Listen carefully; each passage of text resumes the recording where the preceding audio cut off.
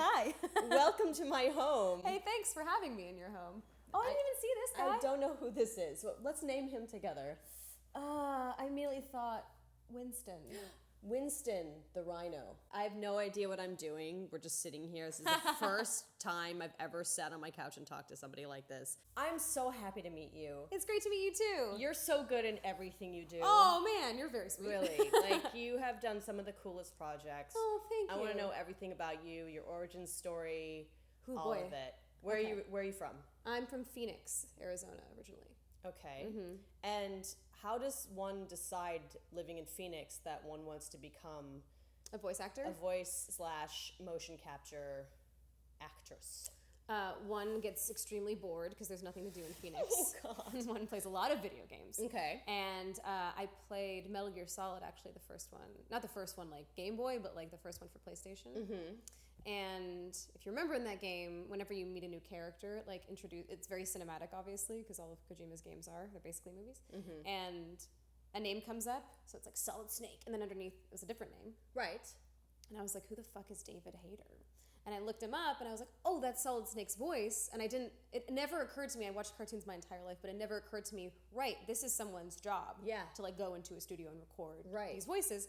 And so, yeah, when I realized that, I was like, oh, that's definitely what I want to do. Yeah, you must do this. Mm-hmm. Okay, so you're 13 and you already know. Mm-hmm. Yeah. How does one get from, oh my God, I want to do this, to actually booking their first gig?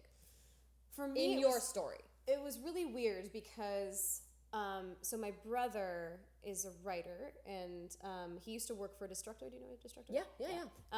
And he was like their features editor or whatever, but he really wanted to do a documentary about indie game developers. And he didn't know how to use a camera, didn't know how to do anything. Mm-hmm. And so he was like, well, I'll just make weird like sketch comedy with my sister as a way to learn how to use a camera. So that's how we made a web series called Hey Ash Whatcha Playin. Yeah. Yes! You have to watch this. It's very funny. Oh, you're very sweet. It's very funny. So I'm taking my shoes off. Sorry. Dude, you can show off if you want. Show off your socks. Oh, my Frankenstein socks? Yeah, man, they're so good. I might actually do that. Laboratory chemicals and lightning equal. It's great. Where did you get those socks? From a friend. Oh. We did a sock trade, actually. I gave her some socks and she gave me... They're brand new. Yeah. But we liked each other's more, so we said, yeah. That's cute. Yeah. Yeah, so we did Hey Ash, and then Anthony never made the documentary, and then he got hired at Gearbox, and then I started voice acting, basically. So, like, my first role was Tiny Tina in Borderlands 2. Mm-hmm. But then, independent of Tiny Tina, Valve reached out to me about Miss Pauling in Team Fortress 2. So it was just like one of those things where Hey Ash just So they just reached out to you? They were looking for a voice for Miss Pauling, and they like needed someone that had like comedic chops or whatever. Right. So so I think I was in San Francisco for GDC or something. So I met Eric Wolpaw and Jay Pinkerton, and and then I auditioned for Miss Pauling. But yeah, it's kind of just like Hey Ash was the inciting incident, and then like it kind of just rolled from there. Mm-hmm. So I would book gigs, and then those gigs would spawn other gigs, and blah, blah, blah. People loved your work, and then it just earned you the shot at the next thing. Yeah, so it's just like it's a weird thing where I mean everyone gets in this business in like really the strangest weird ways. That's why there is no perfect. I mean, if there was some perfect way of doing it, everybody would be in this business. Right. But everybody's got a weirdo pants story. Yeah. Yeah.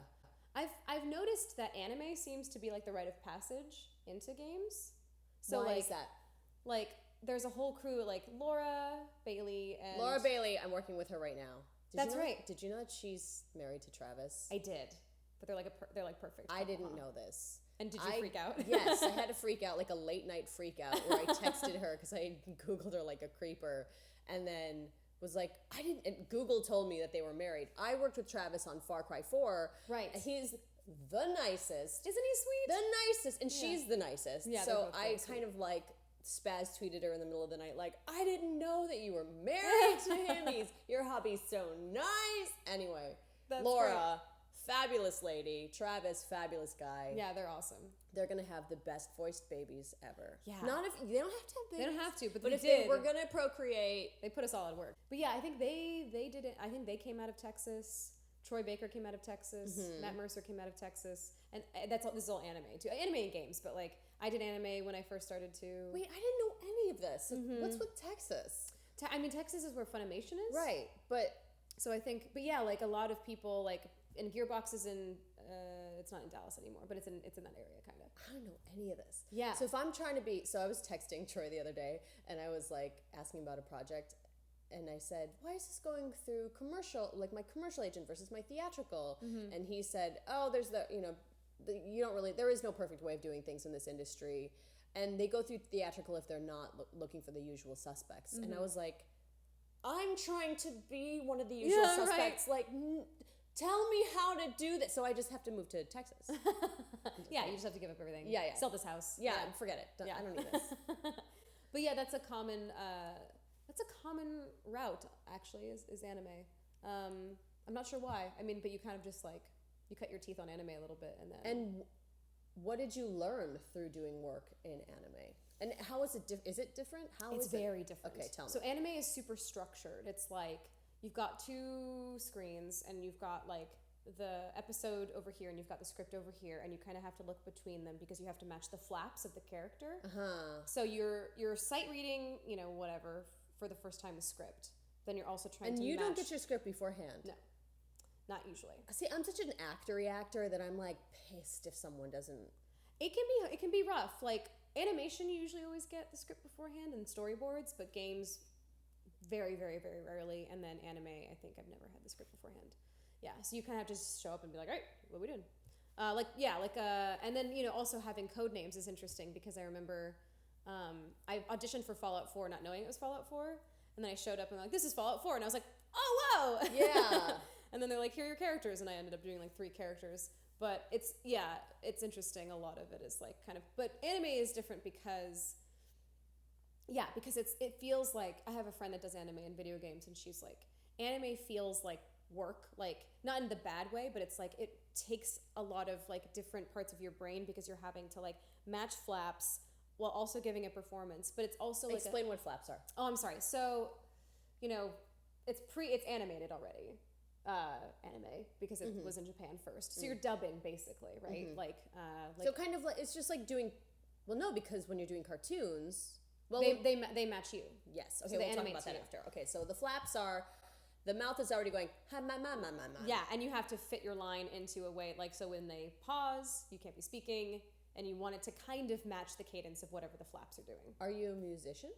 I am. This is probably, what do you play? Well, I sing. Okay. And I was in choir for, like, most of my life. So you understand rhythm. Yeah. So it's not too bad, but it's also, like, a hard... Because you're having to do that while also reading the line for the first time while also giving a performance.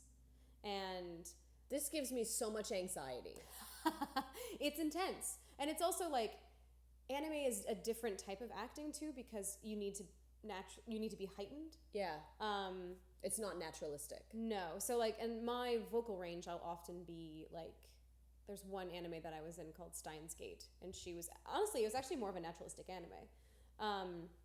But the character I was playing was like kind of the sweet, like innocent girl. And it's also interesting because the Japanese vocals, which you hear first, so you can like kind of get the intention of the scene or whatever. I mean, does that help? It kind of throws me off, honestly, because like they can be a little bit more naturalistic because it's the native language or whatever. And so she was a little bit more natural, and so I was doing that, but then they had to pull me up for American audiences, like are used to hearing like heightened dubbing for anime. So it's just like a lot of stuff to juggle. So my friend was like, that's like work. Like she's like, I do anime for like a day and I feel like I really worked super hard. But games are just like playing because there's no constraints usually, you know what I mean? Like you're acting. It's just acting. So the only constraint is really like that you have to be able to like read on site and then there might be stuff like you're in a battle, so it needs to be louder or whatever. Yeah. But like it's it's just acting. So, did you do motion capture for Horizon? Not for Horizon. I did facial capture. Okay. But not motion capture. You've done motion capture though, because when I was stalking you earlier, I saw you in motion capture suits. Yes, I have done motion capture before. What do you prefer?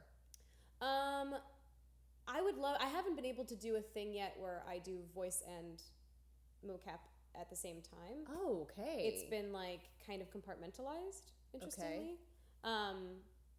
So I would love to be able to do that at some point.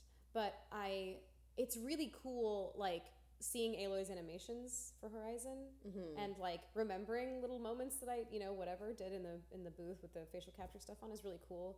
I mean, it's nice to like feel like, an even deeper representation of yourself in a character that like you've put a lot into. Going back to cartoons. Yeah. So you go in, you do your business, they animate to you.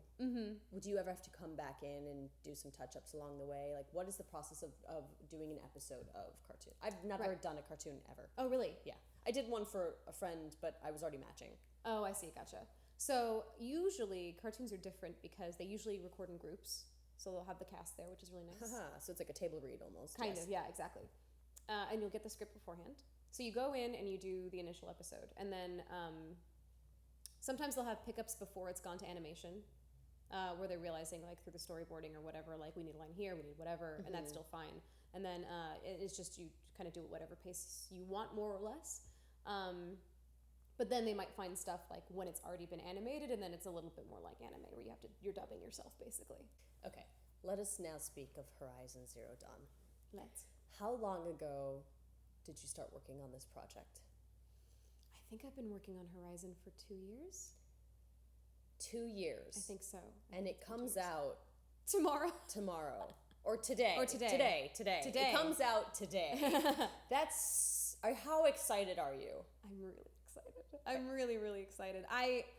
I'm also so happy that people are enjoying it. Like, you work on this game. I haven't gotten to touch it. I haven't had my hands on the game at all. Can we do a Twitch playthrough of the entirety of it for charity together? That'd be really fun. Let's go somewhere and do that. That'd be really fun. Do you want to do that? Yeah. I will find a way to do that. I will set it up for us. We will do it. That's great. Okay, great. That's what we're gonna do. I will do a terrible marathon. It'll be like we'll die. We'll do that on camera, and we'll raise money for whatever your charity you'd like. Oh, let's do that. Great. Okay. Well, start from the beginning. Okay. Sure. So, when did you get? Was this an audition or an offer? Audition. Great. You get this material. You don't know what it's for. Even if it said Horizon Zero Dawn, you wouldn't know what it is because it's new IP. Yeah. So what are the sides made up? Are they did they end up being from the script? What was it like? I'm trying to think now. I think they ended up being from the script. I think there was character art attached, and I knew it was going to be a dialogue tree heavy game because of the way that the sides were, which is like, here's a scenario, these are the 3 different ways that she might be able to respond to it or whatever. Okay. So I think I auditioned for Horizon even like a year prior to any of this, and then heard nothing. So I was like, okay, I didn't get it. And then it came through again. And I was like, didn't I audition for this? Yeah. And I auditioned again, and then I got a call back. And then I think I got Is this all in the studio voiceover? You sent in a tape? I sent in an audition audio file. Yeah, for the first 2 auditions. Then the callback, I went into a studio, and with a director. Who's there? It was just an engineer, and then the devs were over Skype. Okay. And they're in Amsterdam. Yeah. So I had the callback, which I think, if I remember correctly, was actually it was a recording for the E3 trailer, so it was like a paid callback kind of thing. Oh, interesting. I didn't even know that was a thing. I don't think it happens very often. So I think, if I remember correctly, there was a... And you've already signed all the NDAs. Yes. Yeah. But then I had it was like interesting because I had that callback, but then I had another callback because they realized that they were going to do facial capture and motion capture stuff. So they had me come in for like a movement and like kind of like almost like an on-camera audition. Yeah. So I did that. And then I booked it like officially was Aloy. And originally they wanted me to come to London for the entire recording of the game and to do all the motion capture. How fun. Which would have been amazing, but Twist my arm. There's no way that I could have actually done that because I was writing. I'm a writer too, which we will talk about in a second. Yeah, so I was writing for Adventure Time, and I was like, I can't leave for that long or whatever. Right. So they ended up having this awesome lady whose name is escaping me do the body motion capture for Aloy. Okay. And then I did facial capture and voice recording. Oh, wow. Here in LA. Wow. Yeah. Have you met each other yet? Mm-mm. Where is she? She's there. She's there. Oh, I'm going to Amsterdam on Thursday, actually, for the launch party. So I'm going to meet all of the devs and hopefully her. Fantastic. Yeah, I'm excited. Oh, love this whole industry so much. And it's so crazy how the experience that you have is so personal and so emotional but you might never see some of these people in your life. It's very strange. Okay, so you're now Aloy. You've done an E3 trailer, and then how long from that paid audition do you start actually working on the game? I think it was a couple of months, and then I started recording. And this is when? Where are we now in time? We are, gosh, I mean, this is the beginning, right? So we're a few months in to the 2 years, probably. Yeah. Or maybe not. Maybe we're like 6 months into the whole process or whatever. Because it's just been like a series, like breaks, in between things. So then you're working on so many other things at this point. It's like, Yeah. So I think I'm working on Life is Strange actually at the same time at this point. God. I'm doing like a bunch of, and I have no idea like still that this game is like gonna as be big of a deal as it is. No clue. Until I think I saw. I mean, Life is Strange is a big deal too. Well, we'll get to that. Okay. It's just me saying like we'll get to that a lot and like not writing things down to get back and to. I feel like I should write things down. I saw I think like an early version of the E3 trailer. Okay. And I don't think it was until maybe the E3 trailer came out that I was like, oh shit. Yeah. This game's pretty and it's going to be a big deal. Yeah. And I think then they told me, they were like, yeah, this is like this is going to be like a really big new like IP for Sony, for PlayStation 4. Yeah. And I was like, oh shit. And then I got like excited, but also kind of nervous, like, oh, I'm going to be the main character for like a really big game. But yeah, so then we started recording in earnest, and then that was still kind of sporadic until like last year, or maybe like late the year before, where it was just like huge chunks of recording. So like I think there were like 2 months straight where I was basically going into the studio every day. Every day. Wow. Yeah. I mean, it's so much work. It's a lot. You're speaking through the whole thing. Yeah. I have not finished it, and this will be spoiler free for everyone. So. Okay, but holy cow, it's a massive amount. Yeah, it's a lot. It's a lot. Yeah, it's a huge game. Okay, and when do you get a script? No, for Horizon I didn't get a script. This blows my mind. I know, isn't it crazy? Well, you've built a career like cold reading and just being amazing and figuring it out. Like I just don't think I don't know if I could do that. Well, it's interesting because the beginning, when we recorded like the beginning of Horizon, later on, like it was just me and Mark Estale, who's like kind of their like coordinator from London. But then it was just so much context I didn't understand and so much stuff that like we actually got, I think if I remember correctly, I think I like requested, I was like, I need help like to parse through some of this with like people that are here, because Mark was going back and forth. And so originally we had Amanda Wyatt. What is the embrace? Right. What is the embrace? Right. Yeah. So Amanda Wyatt, who's awesome, she's done a bunch of game directing. She was on there for a while. That's what I was just going to ask.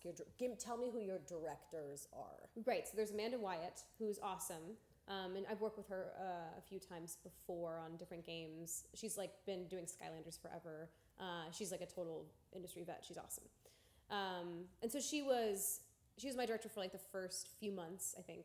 But then she had a bunch of stuff booked out like way in advance, because she's like always booked solid, and so she had to pass the reins to Jamie Monolero, who's also really awesome. He's directed basically all of the Hitman games.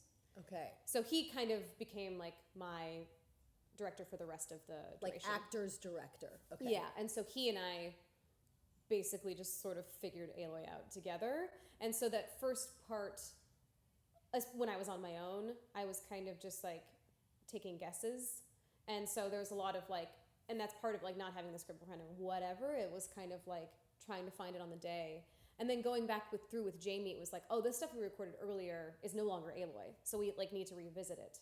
And like, so a lot of the stuff that we did at the beginning, which happens a lot, I think, with open world games too, where like you find the character and then you're like, oh, this is actually the voice of this character. So how do you say, I need to go back? Honestly, it's interesting because this experience I think I took more ownership of Aloy than I think I have any other character. And I just asked. I basically was like, because we had a crazy system where like they were able to input, it was like this really wacky spreadsheet that like if you clicked on any of the lines and the actors were already recorded, I would get to hear their performance. Oh, that's nice. Which was cool. And so sometimes we would go back through and I would hear my own performance back. And so I would hear it and be like, that's not right. That's not right. That's not her. Yeah. And so I would just basically ask, like, is there any way we can go back and record that again? Because I feel like it's not in the same pocket. But Jamie was always on the same page with me. Right. And so he was always really great about like being aware of time and obviously the stuff we needed to get done, but like also helping me kind of negotiate like, and the devs are also fucking awesome. And so they like, I think they saw that process too. Started here. Like Aloy started here and like has ended up here. And so to make that contiguous and have continuity, like we have to go back and revisit this stuff or else it's just going to feel totally out of left field, you know? Oh my gosh. So it's a long process, but I think it's just kind of, even if I did have the scripts beforehand, I think that might have happened. Yeah, Finding the character a little bit more, but I'm not sure. You've worked on plenty of AAA games at this point. This is the largest. This is you are the protagonist. And you knew that at some point, like at E3. Well, you probably knew you were the protagonist, like at the first audition. Yeah. Because you're like the voice of this material is telling me that she's the point. Yeah. But I did not know how big it was going to be, for sure. I did not know that there was going to be an enormous fucking billboard, like, or like whatever, like during E3 when it was just on all this building. And I did not know. You! That is you, girl! That is so exciting to me. I can't even stand it. I can't stand it. It's so cool. It's like, it's so cool. And it's such a beautiful game. Isn't it gorgeous? It's really pretty. I can't believe how pretty it is. I'm just looking and I'm seeing all these like snapshots that people are taking in the game, like screenshots or whatever with PS4 Share, and I'm just like, fucking. There's one actually. So there's a woman that's cosplaying as Aloy. Really, I haven't seen her yet. She's really cool. She's really good, and I'd seen that she'd posted some like shots that she had taken, and there's this really sweet one of Aloy like seeing snow for the first time. That's like currently my Twitter header, but like all of the shots, they're just like beautifully composed and like gorgeously lit. They just look like they're just players going in and taking these, you know, just experiencing the world and being like, oh my god, and having moments of joy, and it's so pretty. It's really pretty. So it doesn't sound like you had other cast members in the studio with you. Never. No. Have you met any of them? I mean, I know Crispin Freeman, who plays Helis. Yeah. Okay. Independent of Horizon, but I never was in the booth with any of them. I would have them in my ears sometimes because of the crazy spreadsheet. So like there was a period of time, Silence is played by Lance Reddick, and so there were times when he had recorded before me, and I get to hear his performance. Okay. Which was really cool. I also love Lance Reddick. When I found out he was Silence, I like freaked out. But no, I've never met any of them in person. Or any of the devs. Like never met any of them. Will you get a chance to hang out with them in Amsterdam on Thursday? Yes, totally. The whole cast is going? No, I don't know if the cast is going. I think it might just be me, but I'm going to meet all the devs, which will be great. That's a good start. Yeah. That's a good start. But it would be cool to get like the band together. I know. It'd be so nice. Oh, and JB Blanc, of course I know, who plays Rost. Okay. Yeah.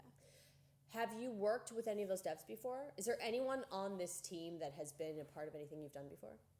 No, I mean I'd worked with Amanda Wyatt before, but I don't think so. No, I don't think so. It was all new from the ground up. Yeah.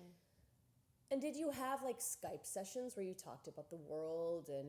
Yeah, we would spend time like at the beginning of sessions, kind of talking about the context of like the stuff that we were going into, where we were in the story. Working on an open world game is interesting because the player can play the main storyline at any pace that they want. And then all the side missions, they can happen at any time, obviously. So there's this interesting thing of trying to find continuity for Aloy and then like respect the arc that she's going through while also recognizing that the player could play a mission that they got at the very beginning of the game, at the very end of the game. So there's a lot of like placement and trying to figure out, okay, where am I in the story? Where am I in the world? What is my relationship to these tribes? And then knowing like, okay, if the player is deciding to play this mission at this point in the game, they haven't met this character yet, but if they have, then now I have a relationship with them that's different. So it's like a lot of... Yes, and then also not being able to do that with another castmate in front of you. Everything you're telling me is stressing me out. Like professionally stressing me out. let's talk about Life is Strange. Okay. Tell me about the process of getting the job. Obviously, you've played it. Yes. Okay. Tell me everything. Tell me how long it took, all of it. I forget how long Life is Strange took now. It was at least a year, I think. Maybe a bit more. But so I got the sides for Chloe and Max, actually. I actually ended up auditioning at the end of the day for Chloe, Max, Victoria, Kate, and maybe one other character. Wow. But yeah, I remember auditioning for Chloe, and it was interesting. I think I'm closer personality-wise to Max, probably, like in my life. But for some reason, that audition was hard for me. And then Chloe, I was like, I know exactly what I want to do for this character. Yeah, so I got, I got character out of her, and then like a few lines from the first episode, and I submitted. And I learned later, Michelle, who's one of the devs over at Don't Nod, he was telling me, he was like, none of us realized that you were like the Hey Ash Whatcha Playin girl until later. They were like, we just heard your audition, and we were like, that's Chloe, which I thought was like a really nice, sweet thing to hear. Yeah. And so Life is Strange was a bit different because I did often record with other cast members. So my first I think you can tell. Yeah. You can tell. Yeah. So the first session I think I ever recorded was with, it might have been with Hannah Tell, who plays Max. We recorded a lot together. And in particular, the emotional scenes, like, I won't spoil it, but there's lots of like pretty heavy scenes. Really emotional. Yeah. Yeah. So if there's an emotional scene with Chloe, just assume that I was in the booth with Hannah, because that's usually how they were really great about that. They wanted us to be in the same room. Where are all those devs? They are in France. So Don't Nod's in France. I have gotten to meet them. They're all lovely, so wonderful. I think I met them for the first time at E3, but then I went to France like on vacation, and I got lunch with all of them or whatever. Fucking great people. Yeah. And like, also, I'm just so grateful that I've gotten to be a part of not one but two games that are about the stories of women. Thank you. Like, okay. Like very like strong, like Chloe is like so dear to me and so close to my heart. And why? I mean, the things that she's been through, like, especially all the stuff with Rachel, like, I see a lot of me in her in ways I didn't realize when I auditioned for her. And the way that she experiences grief, like with her dad and everything, like, I've lost people in my life, and that's like, playing her was a really interesting experience of like kind of working through some of my own grief, interestingly. And so I got super, super attached to her. And it's also I think it's such an important game. I believe so as well.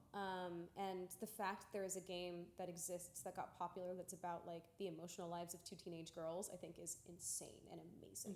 And I'm like just insanely grateful that I got to be a part of it. And again, not knowing how important it's going to be, I had no idea that Chloe was the linchpin for the entire fucking game until like, I assumed when I auditioned for it, for some reason, I just like, oh, she'll be like a side character that like pops in maybe. I assumed it would be like one session. I had no idea that she was going to be in every episode and be like the big draw for the game or whatever. I had no idea. So it's interesting. I feel like I keep getting blindsided with these really amazing characters that end up being really way more important than and like bigger than I even But maybe anticipate. that's why you keep getting them, because you are underestimating it. You don't put the pressure on yourself. You end up just giving a really authentic performance, and then that ends up being the person. Let's talk about female protagonists and things for a second. Totally. I heard this really terrible story about a big studio saying, well, we can't, if we choose the brown one, it won't sell, so just choose the blonde one. Which is just insane, because if you don't have any variables within your experiment, you can't tell if one would sell better than the other one. How do you know? Right. This game is going to blow the roof off numbers. Horizon. I know. I'm and so grateful. Life is Strange is a beautiful indie, but I don't know the numbers of it, but it has been so popular. This should tell people that it was successful. It doesn't matter who you make the protagonist, as long as you tell a great story and have a really filled out character that makes sense, then it doesn't matter. People are going to love playing your game. And if we could just show the world, if we could reflect the world around us in a way that the way it actually looks. Yeah. I mean, if movies are not going to do it, and television is just starting to, Right. at least we can do it in video games. It's interesting because, so my brother obviously worked for Gearbox for a while. Now he's working at Riot, and I remember him. I don't know where he heard this from. If he was talking to other game devs or what exactly it was, but it was like an interesting chicken and the egg thing, where a game with a female protagonist, sometimes they'll be like, well, we don't think it's going to sell, so we're not going to put advertising dollars into it. But if you don't put advertising dollars into something, it doesn't sell. It's systemic. It becomes a self-fulfilling prophecy. Yes. And I 100% agree with you. The biggest thing for me is not even like, I mean, it's huge personally because this is an enormous game and I put like, you know, my heart and soul into this character and like worked on it for so long. But just globally, I can't express like the honor that I feel to be part of a game that's like, and like how proud I am of Guerrilla Games and those devs for like, because not only is Aloy the main character and you don't get to play as another gender, it's just Aloy. And she's a woman. She is also so many of the people she interacts with are people of color. They're women of color. They're strong women of color. Like there's just so much diversity in that game. And it was... You called it. See, I know, I had a feeling. It's just like red scent over here. Thank you. No idea. All right. Okay.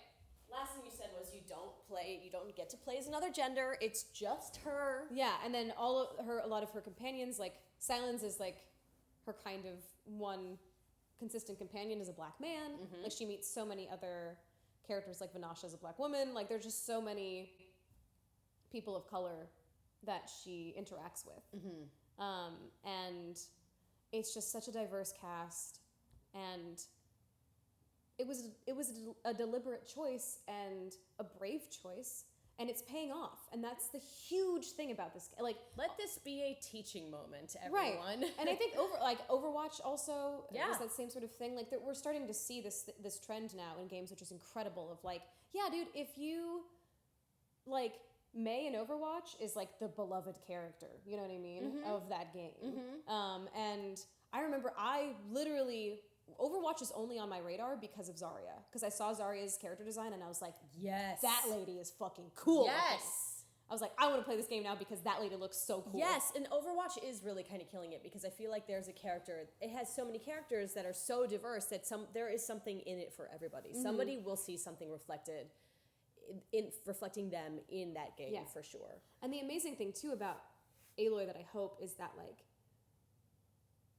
the thing that I always think about is when I see a little boy look up to a female character or want to cosplay as a female character or whatever.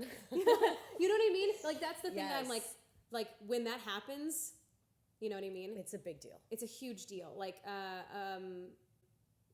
a friend of mine that I'm working with right now, he has a daughter and he went out trick-or-treating with a family friend's son, and the son wanted to go as Rey from Star Wars. I know! And that's the thing, is like, I know! So much. Yeah.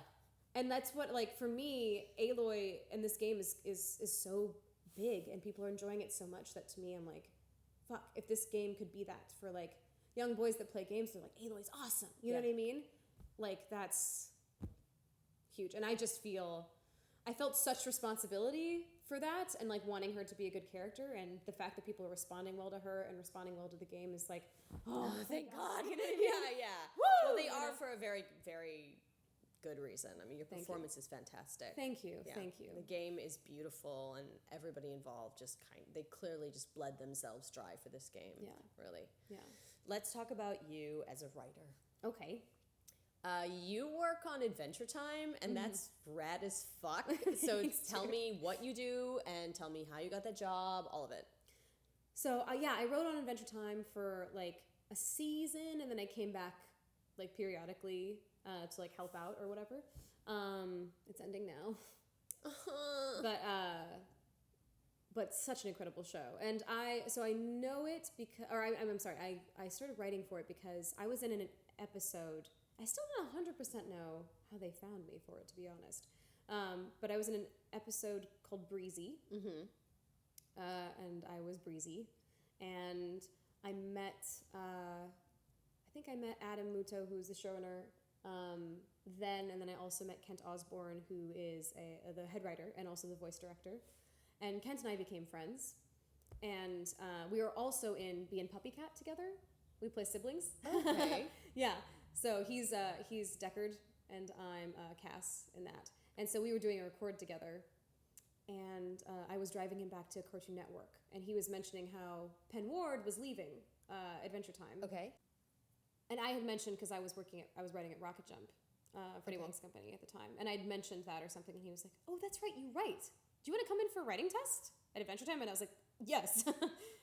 So I went in for like 2 weeks and was just sitting in the writer's room with them, and it was kind of like a trial period or whatever. So I pitched ideas, and then we workshopped ideas and whatever, and then they offered me the job. Amazing. Yeah. So do you have like a backpack full of specs? Like, how did you become a writer? Hey Ash. Hey Ash. Basically. Yeah, like How many episodes of Hey Ash are there? Too many. There's 5 seasons, which is like, they're like 2 or 3 minutes each, but I think there's like 24 episodes per season or something like that. Insane. Yeah, so there's a bunch of like little sketches. We've made a bunch. But I always wrote when I was I wrote fan fiction when I was a kid, so I've kind of always been writing. About what? Dude, everything. Tell me everything. Sailor Moon. Okay. I think I did some Harvest Moon ones. Final Fantasy. Okay. I think there was a couple. There was no way you weren't going to end up in this world. Like, you were grooming yourself from the beginning. Not even realizing it. Yeah. Yeah, I wrote a shit ton of Final Fantasy's fan fiction for sure. So yeah, I guess I've always been writing. Did you post it anywhere? Can we find one right now and do a dramatic reading? Is it on DeviantArt? It's not on DeviantArt. I'm just saying. We'll work up to that. Okay. Maybe if we do that live stream. Okay. For like we'll take a break and we'll read your fanfic. Yeah. For like a bonus, like whatever. Yeah. Yes. Yeah, like a donation. Yes. Okay, that's what we'll do. We'll do that. I love this idea. I like it so much. So you wrote a lot of fanfic. Wrote a lot of fanfic, did Hey Ash, and then I actually wrote at Val for a hot second. Crazy. On Team Fortress 2, yeah. Oh my god. Yeah. So like some of the comics and like a couple. No, did a short come out there? I helped with the short that Miss Pauling debuted in. Yeah, so I've just kind of been writing here and there for a while, then Adventure Time, and so you're prolific. You just work. You just churn things out. I've been really lucky in that I've just been able to like kind of fashion a weird career of like writing part-time and voice acting part-time. Most people say writers hate writing though. Are you a person that likes writing, or you're like, oh god, it's hard, but I do it, and then I love it after? It depends. I think there's like, being in a writer's room is super fun. Like, for comedy. Yeah, and then also just like cracking stories kind of feels like you're solving a puzzle. Mm-hmm. And especially if it's not your episode and you don't have to do it later, it can be fun to just be like, and then it flies into the sky. Right, or having instincts here or there about like, oh, I have this gut feeling about this, and like figuring out how to articulate it and make a case for the thing that you want. It utilizes basically every aspect of my brain. Including the part that acts. Like, everything about writing is just like using fucking my entire body and mind. Mm-hmm. It's really awesome. The thing that is definitely hard is writing alone, and self-motivating is hard. And then sitting down to write a script is like, oh god, there's just like a lot, or like, it's the ideation phase and like working with other people and like getting excited and like bouncing things off and whatever is so fun. It's like being in an improv troupe. Yeah, then exactly. Everybody has to go write everything and remember what you said in the room, and yeah, that's hard. That can be hard for sure. But it's super rewarding. Like, I like the feeling of like you're solving a puzzle. Like I said. Do you have specs? Do you have a show that you want to pitch the world? Do you have like the passion project that you're just waiting for somebody to greenlight? Well, I have a show that is like out to market or whatever, and it's gotten. That's exciting. Yeah, tell me about it. It's like, it would be a 22-minute sci-fi comedy that's kind of like, the way that we're pitching it is it's like it's Guardians of the Galaxy meets Two Broke Girls, basically. So fun. Yeah, so that's out, and like it's got interest from a couple places, but it's sort of, You're shopping your wares. I'm shopping them. Okay. Yeah. So it's like a buddy cop thing, but led by two women. One's a bounty hunter. Blah blah blah. Yes. Yeah. Blah blah blah. Blah blah blah. No, I want one to watch that. Oh, good. And is it live action? Mm-hmm. Awesome. Yeah. Live action. Yeah. Okay. Great. Very good. And then what were you working on today? So I'm working at Nickelodeon right now on a show called Glitch Techs, which is it's a new show for them. It's about video games. That's good. Yeah, I don't know how much I can say. I think that may be all I can say. Animated. Animated, yes. Okay. Yeah. So it's interesting. It's my first time working on a show that's the first season. Because Adventure Time was like, I think I came in at season 7. Super established. Yeah, they knew their characters, they knew the world, they knew everything. It's really interesting to be on a show where it's the first season and they're figuring it out. And the showrunners are the sweetest humans. Dan Milano, who did Greg the Bunny, and Eric Robles, who did Fanboy and Chum Chum. Those are the two showrunners. Amazing. And they're really, really sweet. They're very open, and and they've been so supportive and like appreciative of like, just whatever I want to bring. So it's been a really good environment, and so I'm working there. But you are still working like 15 things simultaneously. Right, so I'm like part-time there basically. I'm like part-time at Nickelodeon, and then like do VO when I'm and the contracts for VO for a show like that are obviously very different than on camera, right? Mm-hmm. So like right now, Fox owns me, and I'm only allowed to do one episode of 3 different shows. And if I'm really good, then I can ask permission to do 3 episodes of the same show until they cancel us, in which case then I can go. I didn't know that. Yeah, that's what it is. That's what the normal series regular contract is. Huh. So for you're just like, but how do you know? Well, doesn't somebody get first position? So here's the thing. Technically, I could go shoot a pilot in second position, which just means, hey, if Sleepy Hollow calls me back, sorry, you can't have me. Hey, if we get canceled, then you guys have second position, you can take me. Oh, okay. Right? So is there anybody who gets the most ownership of you? Mm-mm. Also, for Glitch Techs, I'm writing for them. You're also you're writing for them. Are you performing in it as well? Yeah, but smaller characters here and there, I think. So fascinating. I don't understand your world. But no, for VO, like I was doing something at Nick, and then I would do something at Cartoon Network, and I'm kind of just... But if you were a regular are you a regular on any of these shows right now? I am a regular on a show that has not been announced, yeah. Okay. But that contract is like, don't worry about it, we'll figure out the schedule? Well, it's interesting because it only records once a week, and they're 4-hour sessions. So they're not too intense. It's like... Your Aloy sessions, were they 8 hours or were they 4 hours? Sometimes they were 8 hours, but most of the time, VO sessions are only 4 hours. Right. So for like a series regular on a cartoon, it's 4 hours a week. So it's it's different than doing anything on camera, because you just... So you're like, I do Mondays on this show, but I can do Tuesdays on your show. Yeah, exactly. Dang, so you really can only do 5 simultaneously. No, I mean, you could do 10 simultaneously. Mm-hmm. This is not a problem. You could work on anything ever. So you're just working the whole... How do you even have time to sit here on this couch with me right now? I think it's awesome. It's awesome that I can. Yeah. It seems rare that you even have the time to hang out. It's it depends. Like right now, video game voice actors are on strike, so that's a little bit less. Except for work. The ones that are grandfathered. Yeah, so like Horizon was grandfathered because it started production before a certain time. The one and then there are other is grandfathered. and then there are some like companies that are like signing the promulgated agreement, which is great. So like we're able to like work for some of those companies. But yeah, so like VO is a little bit slower right now. But yeah, I mean, it can get really insane. It can get really insane. Have you ever said too much? Last year I was doing, because I was working kind of full time at Rocket Jump, and then but then doing VO when I got VO, and then making up time for like when I wasn't at Rocket Jump, like on the weekends and shit, and I was like, I can't, I'm gonna die. Yeah, too much, which is a great problem to have. But are you a vacationer? I'm becoming one. I never really did it before. Like, I didn't ever really, like, understand the value of vacations until I went on one, and I was like, oh my God, this is what relaxation feels like. How many days into your vacation until you freak out?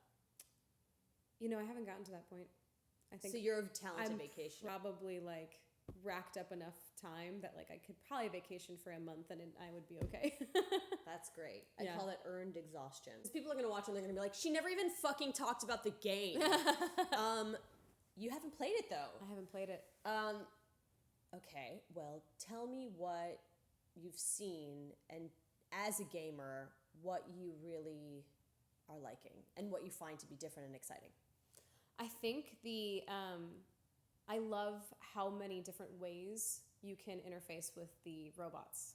Like, I love the fact that you can hack and make them into mounts. I think that's so fucking cool. Mm-hmm. And, like, the giraffe dudes that are, like, roaming around that you can scale, like, kind of become Shadow the Colossus a little bit. Like, there's just so many, like, different ways of interfacing with these creatures that I think is so cool. Mm-hmm. And I really also like that there's something about, like, the weapon that allows you to tie them down that seems so cool. Like, I just really love how, like, the kind of juxtaposition of high technology with, like, sort of more primitive weaponry and stuff I think is super cool. Mm-hmm. I feel like I'm gonna love just roaming the landscape a lot. And I'm not awesome at stealth, even though I like love I'm Metal Gear super Solid. stealthy, so I'm like all about that stealth. Yeah. Yeah. So I'm probably gonna be shitty at being Aloy. To be honest, like when I play, I'm probably gonna be like shitty at being Aloy. We'll see. We shall see. Yeah. But and then also tell me about the process of saying your lines with different intention. Are they all scripted differently? Like if you say something with the fist versus like with good with sweeter intentions. Like, right. Was it always the same line but with a different intention, or was it scripted differently? They were scripted differently. Okay. And I would know, like, they would designate, like, this one's more aggressive, this one's sweeter. Like, I would know when there were dialogue tree options, how they broke down.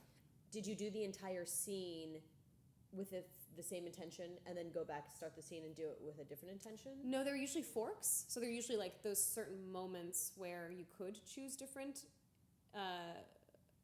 emotional intentions for Aloy rather than just, like, different things to say. Mm-hmm. And I would do those... there would be chunks of that kind of thing. So I would do one pass and then go back and do another pass, then go back and do another pass kind of thing. With a different intention. Mm-hmm. Okay. God, it's so much work. It's a lot of dialogue. People do not understand. They don't understand because that script must have been 300 pages or something. I think longer. I mean, it was just endless. So much dialogue. Ugh, you're such a champ. Okay, and then is there anything coming up that you can tell us about? Or are you like just in a world of secrets right now? Am I in a world of secrets right now? I'm trying to think. I think I'm mostly in a world of secrets. What are you playing right now? Right now, so I just finished The Last Guardian. Okay. Which broke my fucking heart. And I haven't played it yet. Oh my god. Do you love animals? Yes. It'll break your heart. And then, what did I never actually played Kentucky Route Zero. Okay. So I'm playing Kentucky Route Zero. But I played a bit of my friend Sarah is the Viking Raider in For Honor, the female Viking Raider. Okay. So I've been playing as my pal, which is so fun. That's very cool. Yeah, that game's really fun if you haven't played For Honor. I haven't. It's really fun. Okay. It's multiplayer melee combat, which melee is really hard to do well. I'm not good at melee. It's pretty straightforward. Yes, but stealth, please. Like, yeah, sure. I don't need to melee ever if I can sneak around you. Right. I guess I'm the different playstyle. I'm like, let me just bash their fucking head in. So, but I'm just trying to like get non-gamers to support a small indie game. Mm-hmm. So, what are the few that you would say they must play? Oh man. Okay. So there's Gone Home is the obvious one, I think. So Gone Home, it's only like 2 hours. Mm-hmm. Her Story's a bit longer. I 100% did Her Story. Did you really? Yeah, that's amazing. I had to. It's all the little files. Which is like, I need them all to be green. Yeah. Yeah. Undertale, have you played Undertale? No. I fucking adore Undertale. Okay. There's some people that think like it's really, I think it's really, really funny. Some people like the humor is not like really their jam, but it made me like fucking bawl. I love Undertale. I'm trying to think what else, shorter games. Firewatch, Virginia. Mm-hmm. And then there's another game I played recently that wasn't that long. There's itty bitty ones, like Jason Rohr made a game called Passage that's like 10 minutes. Okay. That's really beautiful. Cart Life is really hard to play. I haven't played Cart Life. It's really hard to play, but it's really good. I'm trying to think what else. I feel like there are more recent ones that have come out. I haven't played Night in the Woods yet, but I haven't played Night in the Woods either. it just got released. I've never even heard of Night in the Woods. It's like, you should look it up. It's Okay. like, it's really, I think it's like kind of a game about teenagers and like working through being a teenager and being kind of disaffected and stuff like that. But they're all like, they're the cute animal character designs or whatever. Yeah. Yeah, like all of the event, like Walking Dead or Wolf Among Us or Life is Strange, all those games. Wolf are like, Among Us is a great idea. Wolf Among Us is good. Those games are great for introing people. Yeah. You know? I mean, the first Portal's pretty short too. Is it? I haven't not too played through it in a while. It's not too long. I remember because everyone was complaining about it being short. And then everyone realized that they were being stupid by complaining it was short. That's a good idea. But yeah, it's like, I think it's like 4 or 5 hours. It's not too Really? I don't think it's too long. Is that why my friend handed it to me like, you must play this? I think it's, I But mean, that changed my life. How did you prepare for the post-apocalypse? like how would I in my life? Yeah, how would you do it? Now that you know what it's going to be like. What do we It's all gonna need be to beautiful. I would go camping more probably. I'd probably do more like outdoorsy, like wilderness survival stuff. know? Hunt, gather. Yeah, I'd figure out how to hunt and gather and build a fire and all this shit that I don't know how to do. And when you were preparing for this character, did you talk about what the post-apocalypse would be? How did they explain it? I mean, we had a lot of like visual stuff actually. Okay, so you got to see the world. Yeah, I got to see the world. So they had like screen caps from the game to show me and like character art for all the different characters and that kind of stuff. So I got to see a lot. So it wasn't, it wasn't too hard to visualize and to imagine where they were because I got to see like a lot of the materials that they'd worked with. Any really personal character choices you made for her that were not necessarily told to you? Sure. Right? Like once you, like you said, you went back and said that's not her anymore. Mm-hmm. What were those things that you figured out? The thing with Aloy, which I really hope comes across, that I tried really hard, that was really important to me, was that I did not want her to be a capital S strong female character. Because I think there are so many, sometimes when people write female characters, even if they come in with the best of intentions, they end up not making them actual characters. Like they're kind of just like strong and that's it. Mm-hmm. Like they're kind of impervious. Strong female character is not a description of a character. It Right. is a two-dimensional. Exactly. And I feel like that's a lot of stuff that we've had in games in the past. And so I really didn't want her to just be like this unassailable, like powerhouse, like unstoppable, no emotions, whatever. Mm-hmm. I wanted her to feel three-dimensional. But it was about finding. It was the balancing act of not making her seem like she's not weak or not capable, but also not making it seem like she can't be affected by anything. So it was like kind of finding the tenets of like, and that was really important to me. Is finding the moments where can she show vulnerability, like where can we show that like this affects her, or like, and allowing her moments of anger, allowing her moments of grief. In ways that feel earned, you know, and also like keeping true to like the idea that this is a young woman that's never seen the world. So approaching places like with curiosity and wonder and awe and excitement, and like also bringing in the scars of being an outcast and like treating people with suspicion or having like, reservations about things, like just sort of taking into account her context and like making sure that fills all the way out through her character as she's growing. And then as you get further in the game and she really like learns more stuff about herself, like grappling with like this heightened responsibility. And so I just really wanted her to feel full, and like all of her pieces of her were being honored, and that like, because she's also young, and like in an interesting way, this is kind of a coming of age story in like a crazy setting with like really high stakes, but Aloy's figuring out who she is. But even if everybody feels like the stakes are the highest in the world, even if you are like born in an elite atmosphere with no challenges comparatively, you still feel like in that moment of your life that it's the biggest change of the So we found out like, and I think one of the things that ended up getting me the job initially was like her humor. When I auditioned for her, especially I think in the first E3 trailer, she's got a bit of Ryan like humor to her, and so keeping that when she's like a little sarcastic, she's like got a little sass to her, and then but she's also curious and she's compassionate, but she's also strong and resilient, and just trying to keep all of those parts of her. And I think originally, and the other thing actually too is like that there's a bit of weariness to Aloy.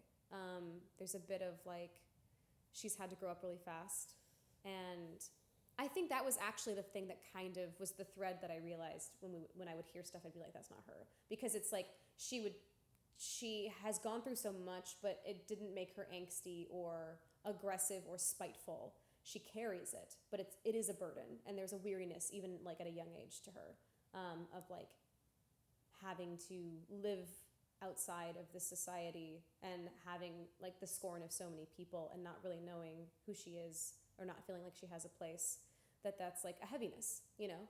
Yeah, you're not jaded, but it is a weight. It's a weight. And so having that, like, that she has all of these other components to her, this like, again, this curiosity and this humor and all this kind of stuff, but that there is a little bit of a heaviness to her. And like her experience gives her strength, but it's also, it can be painful, you know? So I think that was kind of the thread. That when hearing other stuff, like she'd sound a little bit too petulant or whatever, and I'd be like, that's not her. She takes it on, like she takes it on, you know? And things aren't too big for her, but she also isn't like, I have no feelings about this. It's like, okay, here we go. Like there's like that element of it, you know? Yeah, which is what real people do. Yeah. Not everybody just muscles through everything all the time. Right. Yeah. Thank you so much for sitting with me. Thanks for having me. I feel honored to be your inaugural interview. You don't need to feel honored. Just I'm honored that you actually showed up for a person who's never done this before. Thank you of course so much for sitting with me. This game is so beautiful. Thank you. Your performance is incredible. Thank you. And I'm just, as a woman who plays video games, to see a woman as a protagonist is such a big deal to me. It's not lost on me. I'm sure it's not lost on the boys who play either, because the world needs to look the way the world is in their games. Thank you. Of course, my pleasure. We'll play through your game very soon. Awesome.